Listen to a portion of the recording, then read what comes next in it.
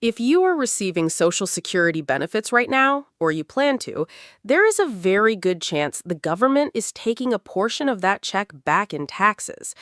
And here is what makes this so frustrating. You already paid into Social Security your entire working life. You paid taxes on that money going in, and now the IRS wants a cut of it coming out, too. For millions of American retirees, this feels like being taxed twice on the same money. And honestly, that frustration is completely valid. But here is what most retirees never find out. There are completely legal strategies to reduce, or in some cases, even eliminate the tax on your Social Security income. And today, I'm going to show you exactly how. Hey everyone, welcome back to Wealth Logic. I'm Clara Morgan. If you are new here, this channel exists to help you make smarter, more confident retirement decisions based on real numbers and real strategies. Today, we are talking about one of the most emotionally charged topics in retirement finance, Social Security taxation. Why it happens, how much it is actually costing you, and most importantly, what you can legally do to reduce or stop it.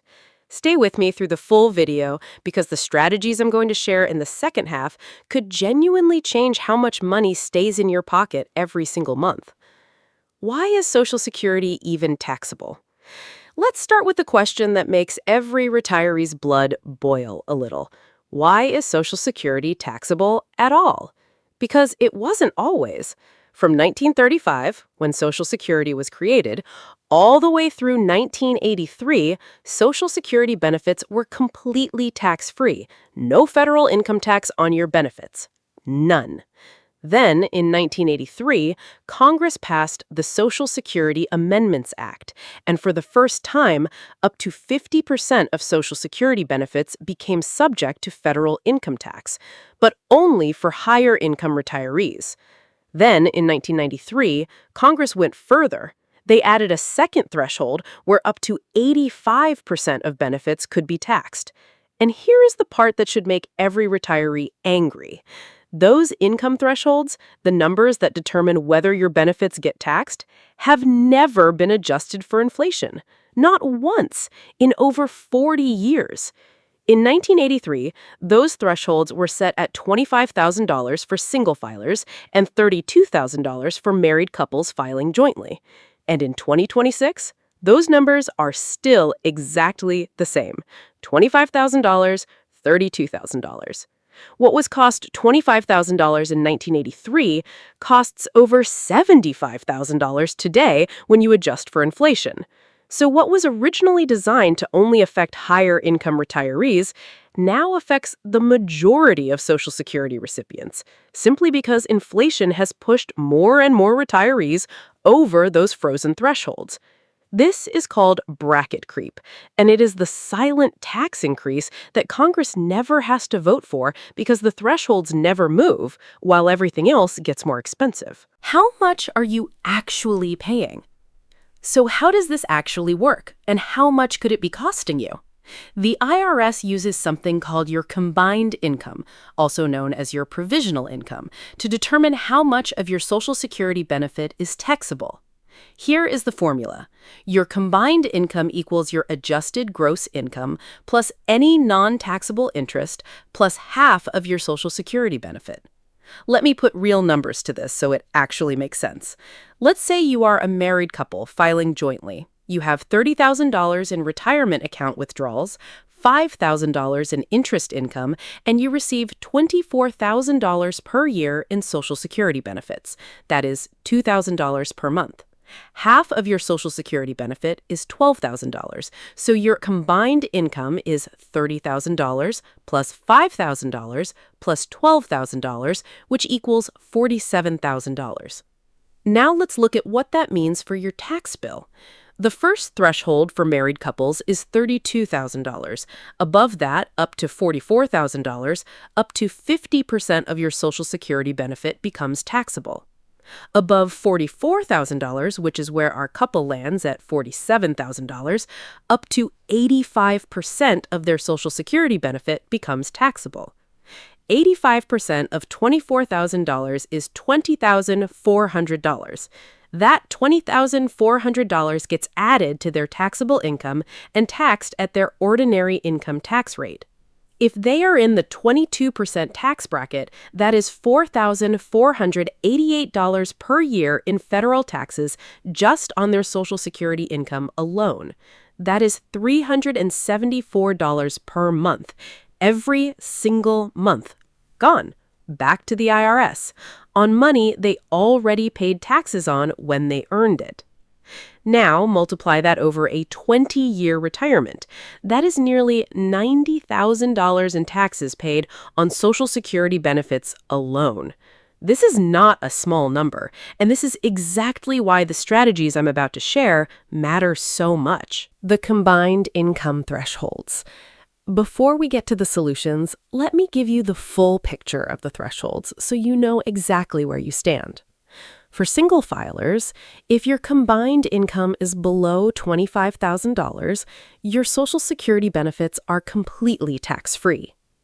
If your combined income is between $25,000 and $34,000, up to 50% of your benefits may be taxable. If combined income is above $34,000, up to 85% may be taxable. Now, I want to be very clear about something. This does not mean you pay tax on 85% of your benefit at 85%. It means up to 85% of your benefit gets included in your taxable income, and then that amount is taxed at your normal income tax rate. The distinction matters, but either way, if you are above these thresholds, the tax is real and it is significant. So the goal of every strategy I am about to share is simple. Reduce your combined income below these thresholds or as close to them as possible, and you reduce or eliminate the tax on your Social Security. The legal strategies. This is the part most retirees never hear about because most financial conversations focus on how much tax you owe, not how to legally reduce it. Let's go through each strategy one by one. Strategy 1. Roth conversions before you claim Social Security.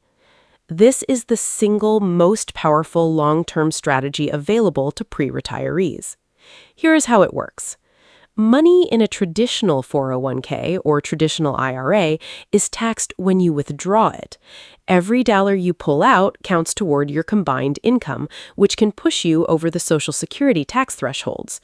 But money in a Roth IRA, completely different story. Roth withdrawals are tax-free. And here's the critical part. Roth withdrawals do not count toward your combined income calculation. So if you convert money from your traditional IRA to a Roth IRA before you start claiming Social Security, you pay the tax on that conversion now during your lower income years, and then in retirement, your Roth withdrawals are invisible to the IRS's combined income formula.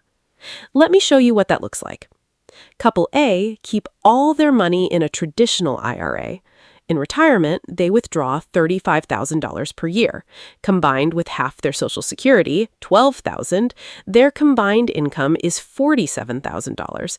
They're in the 85% taxation zone. Couple B did Roth conversions in their early 60s before claiming Social Security. In retirement, they withdraw $35,000, but from their Roth IRA. That $35,000 does not count toward combined income.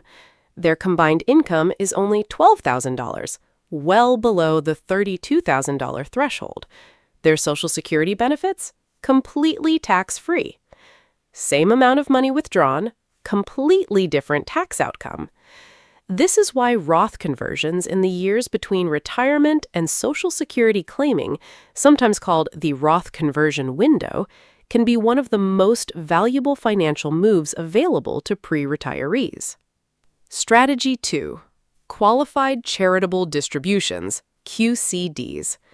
If you are 70 and a half or older and you have a traditional IRA, this strategy deserves your full attention. A qualified charitable distribution allows you to donate up to $105,000 per year in 2026 directly from your IRA to a qualified charity. And here is what makes this so powerful. That donation satisfies your required minimum distribution, the amount the IRS forces you to withdraw each year, but it does not count as taxable income. And because it does not count as taxable income, it does not count toward your combined income either. So instead of taking your RMD as income, which pushes your combined income up and triggers more Social Security taxation, you direct it to a charity you care about. You get the deduction effect without needing to itemize, and your Social Security tax bill goes down. For charitably inclined retirees, this is one of the cleanest and most effective tax reduction tools available. Strategy 3. Managing your retirement account withdrawals. This strategy is about sequencing, specifically the order and amount of money you pull from different accounts in retirement. Remember, your combined income includes your adjusted gross income, and traditional IRA and 401k withdrawals are a major component of that. So one approach is to deliberately keep your traditional account withdrawals low enough to stay below the Social Security tax thresholds. For a married couple, that means keeping total combined income below $32,000 to avoid taxation entirely, or below $44,000 to stay in the 50% zone rather than the 85% zone. If you can supplement your income needs with Roth withdrawals or other tax-free sources, savings accounts, life insurance cash value, home equity, you keep your combined income lower and your Social Security tax bill smaller. This requires deliberate retirement income planning, knowing which account to pull from first, second, and third. But the tax savings over a 20 or 30-year retirement can be substantial. Strategy 4. Delay Social Security to reduce taxable years. This strategy works differently than the others. If you delay claiming Social Security, say from 62 to 67 or from 67 to 70, you receive fewer years of taxable Social Security income over your lifetime. But your monthly benefit is significantly higher. For some retirees, particularly those with large traditional IRAs and high RMDs, the combination of delaying Social Security while doing Roth conversions in the gap years creates a powerful double benefit. You reduce your combined income in the conversion years by not having Social Security income counted, and when you do eventually claim at a much higher monthly amount, you have already converted enough to Roth that your ongoing combined income stays manageable. This is an advanced strategy that requires careful planning, but for the right household, one with a large traditional IRA balance and good health, it can result in hundreds of thousands of dollars in lifetime tax savings. Strategy 5. Move to a state with no Social Security tax.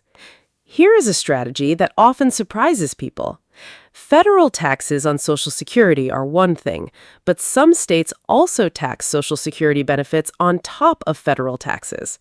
However, the majority of U.S. states do not tax Social Security at the state level. If you currently live in a state that taxes Social Security and you have flexibility in where you retire, relocating to a Social Security tax-free state eliminates that layer of taxation entirely. States with no Social Security income tax include Florida, Texas, Nevada, Tennessee, Arizona, Georgia, and many others.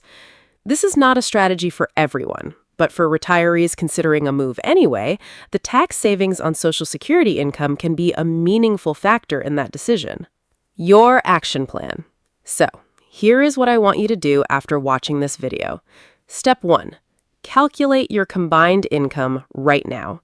Take your current or projected adjusted gross income, add any non-taxable interest, add half of your annual Social Security benefit.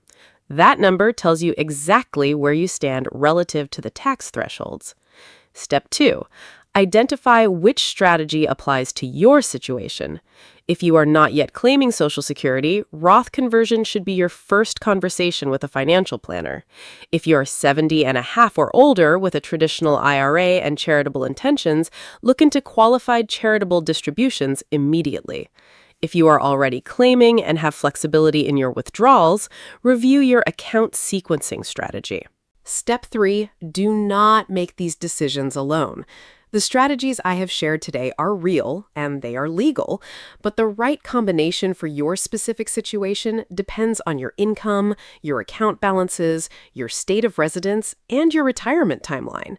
A qualified retirement tax specialist or financial planner can run the actual numbers for your household and find the combination that saves you the most money. The goal is simple. Keep as much of your Social Security benefit, money you earned and paid into your entire life, in your own pocket, not the IRS's. Here is what I want you to take away from today. Social Security taxation is real. It affects the majority of recipients, and it costs the average retiree thousands of dollars every single year. But it is not inevitable. With the right strategies, Roth conversions, qualified charitable distributions, smart withdrawal sequencing, and deliberate income planning, you can legally reduce or, in some cases, completely eliminate the tax on your Social Security income. The government is not going to tell you about these strategies. That is not their job. But knowing them and acting on them is one of the most valuable things you can do for your retirement. If this video helped you see your Social Security tax situation differently, I would love to hear from you in the comments. Tell me, are you currently paying taxes on your Social Security benefits? And did you know any of these strategies existed? I post new videos every week on retirement planning, Social Security, and making your money work as hard as you did. If you are new here, hit subscribe and ring the bell so you never miss one. I'll see you